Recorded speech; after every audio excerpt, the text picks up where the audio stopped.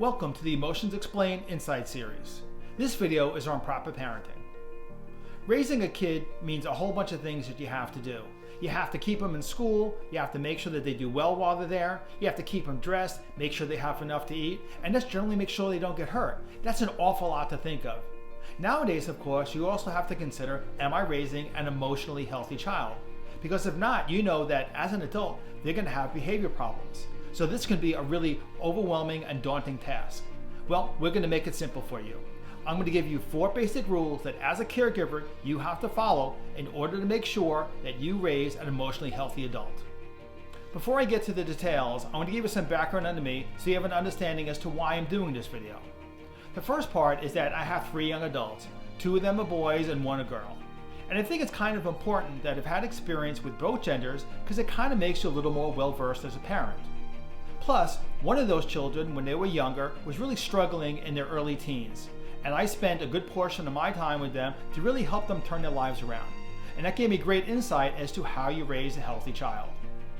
The other part is the fact that in early 2015, I decided that I wanted to create a self-help mental health website for youth experiencing adversity.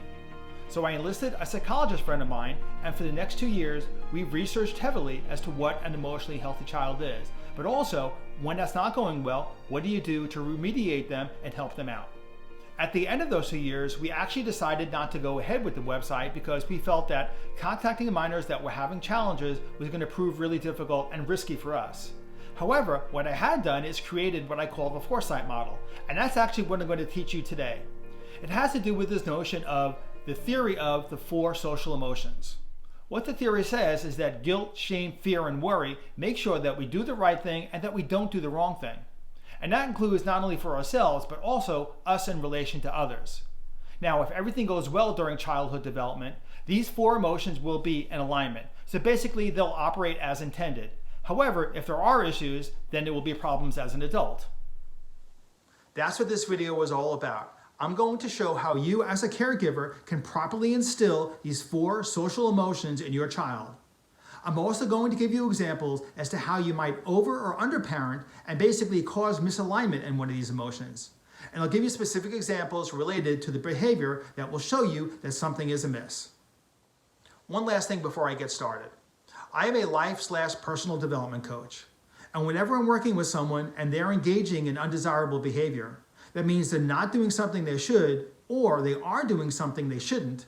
In all cases, I can connect it to the misalignment in one of these 4 social emotions.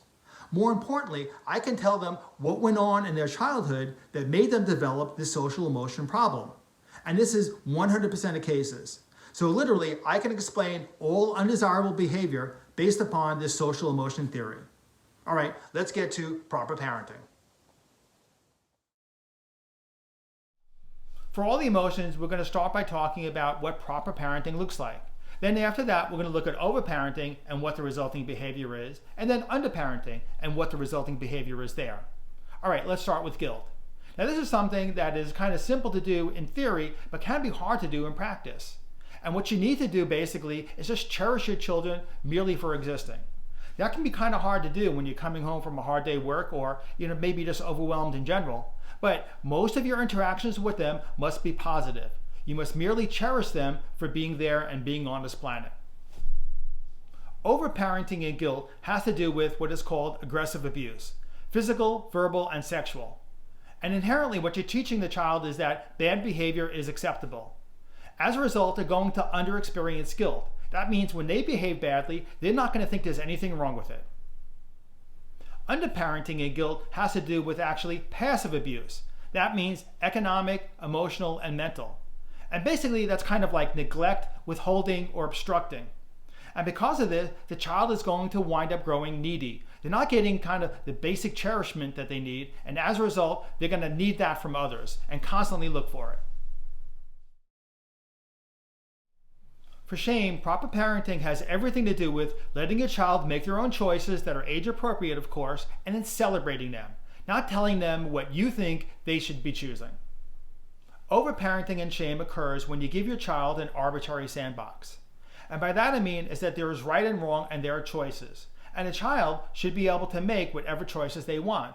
However, when you don't allow them to do that, Let's say you don't like the way they dress, the music they listen to, maybe an activity that they want to engage in. Well, they start wondering, there's something wrong with this equation and it must be me, since I'm allowed to make that choice. Underparenting and shame centers around neglect or otherwise being oblivious. When your child is like, hey, look what I did, let's celebrate this, and you're kind of ignoring it or not aware of it, they're going to be like, why aren't you paying attention to me? This can, of course, make the child want to seek attention and do things so that they can stand out. The next emotion, fear, centers around making decisions, and it helps the child make the future known to them. And the way that you do that is by setting boundaries. So when they do the wrong thing, you let them know and you give them a consequence. That also includes making sure they consider others. Overparenting with fear has to do with either controlling or coddling them. Essentially, you're not allowing them to make mistakes, and they need to do that so they can basically build up their encyclopedia of discretion. They need to know what is right and wrong so they can make decisions on their own in the future. However, you are limiting that when you're coddling them or you are controlling them and telling what the decision should be. Underparenting and fear has to do with your being oblivious to when they make mistakes or not setting the appropriate consequence. As a result, they don't learn fear. They become entitled. They think they can do things, they don't need to consider others, and they can just do for themselves because that fear gatekeeper is just not present. The final emotion is worry. Now, proper parenting tells you that when a child fails and it's something that they're supposed to do, you're supposed to help them through it.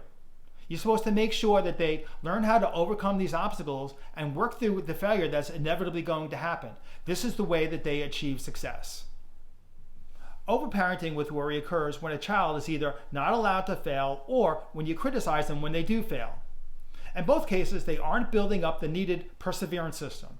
They need to learn how to adjust along the way in order to succeed through something. In all cases, they may not learn how to follow through, and they will avoid commitment, and they'll also give up easily. In the other case, if you underparent and worry, you're not going to teach them how to work through failure. That means they're going to miss a really valuable feedback, which tells them this is how you adjust along the way. As a result, they can keep doing the same thing in kind of a bull-like manner, and they'll also kind of become reckless. Let's go through a summary of all these emotions. To properly nurture guilt, we must cherish the child for merely existing. If we overparent and aggressively abuse, the child will become judgmental and angry. And if we underparent and passively abuse, the child will become needy and have a fear of rejection. To properly nurture shame, we must allow the child to make choices and celebrate them. If we overparent and criticize their choices, they will become defensive and submissive. And if we underparent and ignore the choices, they will become boastful and have something to prove. To properly nurture fear, we must set boundaries and give the child consequences when they do the wrong thing or fail to consider others. If we overparent and control or coddle them, they won't learn to make decisions on their own. And if we underparent and fail to set boundaries, the child will become entitled and lack empathy. To properly nurture worry, we must support a child when they fail and help them adjust along the way. If we overparent and criticize their failure, they will become timid. They will want to give up easily and avoid responsibility. And if we underparent and are unaware of their failure, they will miss meaningful feedback along the way and become reckless. So these things may seem either easy or simple to you. Regardless, you need to know that you're going to make mistakes. They're going to have some imperfections, and by the time they turn 18, one of these four emotions are going to be out of misalignment at least a little bit. So the really important thing is that you need to learn how to practice imperfection. Let them know that there is a flaw with them, and that's okay, but still that they need to work on it and improve it every day. Being a good parent is all about serendipity. The likelihood that you're going to get it right is really small. So be okay with your imperfection and help your child work through it at the same time. Thank you for listening.